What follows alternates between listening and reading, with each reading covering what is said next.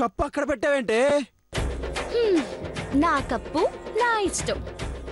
అరికాళ్ళ మీద కాకపోతే నడి నెత్తి మీద పెడతాను. అడగడానికి మీరెవరు? కాలిపోతుంది. పొరపాటున జారి కింద పడిందనుకో, చర్మం ఊడి చేతికొస్తుంది. అర్థం చేసుకో, తీవే. ఆహా, కాకపోతే నాకు గొప్ప అలవాటుంది.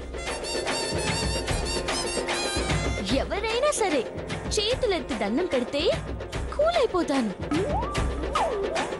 చెప్పినట్టు చేస్తాను. అర్థమైంది. నేను దండం పెట్టను. అయితే నేను కప్పు తీయను. కాలిపోతోంది, తీవే. కాలివ్వండి. అది కాదే, అది పొరపాటున జారి కొంచెం ముందు పడిందనుకో, పడితే చర్మం ఊడి చేతికొస్తుంది. ముందు తీ. నో ప్రాబ్లం, నాకేంటి. అంతేనా? ఓకే.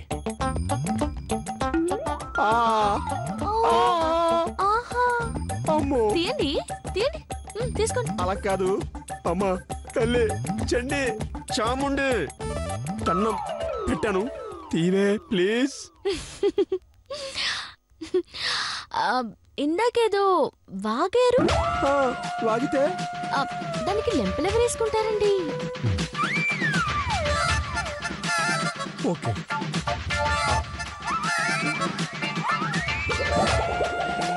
గట్టిగా. ఇంకానా?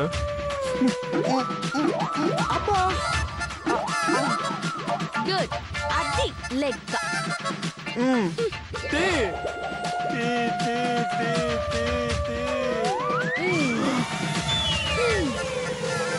అమ్మయ్యా. అమ్మే కాదు, దీన్ని ఏం చేయమంటారు? నా మొహాన కొట్టు.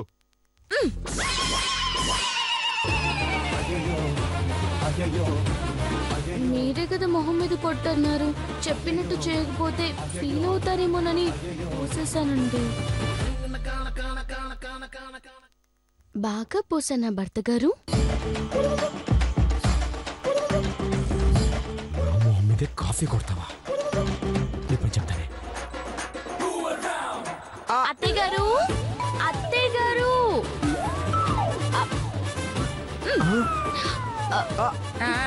ఏంటమ్మా? అత్తయ్య గారు చూడండి, అత్తయ్య గారు కప్పు కాఫీ ఎలా వేస్ట్ చేశారు. నేనా?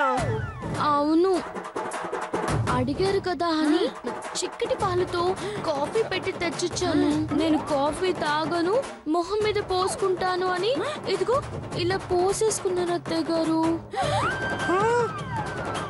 అమ్మా అమ్మా అమ్మా అమ్మా అమ్మా, అంత అబద్ధం అమ్మా. దాని మాటలు నమ్మద్దమ్మా. అది నన్ను కావాలని ఇరికించాలని చూస్తుందమ్మా.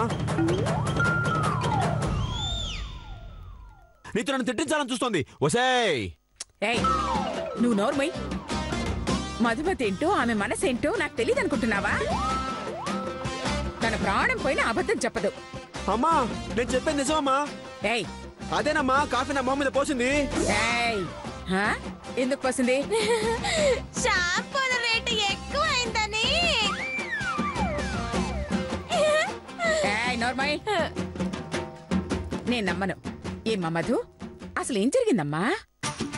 అదేంటంటే అత్తయ్య గారు, ఆయనకి ఎప్పటి నుంచో కాఫీ మొహం మీద కొట్టుకోవాలని ఆశగా ఉందంట అత్తయ్య గారు.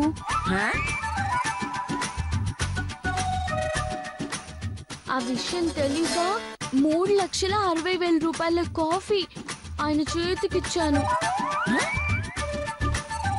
కానీ ఆయన ఇదిగో ఇలా వేస్ట్ చేశారు. కాఫీ 3,60,000 రూపాయలా? అవునత్తయ్య గారు, కాఫీ 10 రూపాయలు చొప్పున నెలకి 30 కాఫీలు. ఎంతవుతాయి అత్తయ్య గారు? 300. సంవత్సరానికి 3,600. 100 సంవత్సరాలకి 3,60,000. అమ్మో.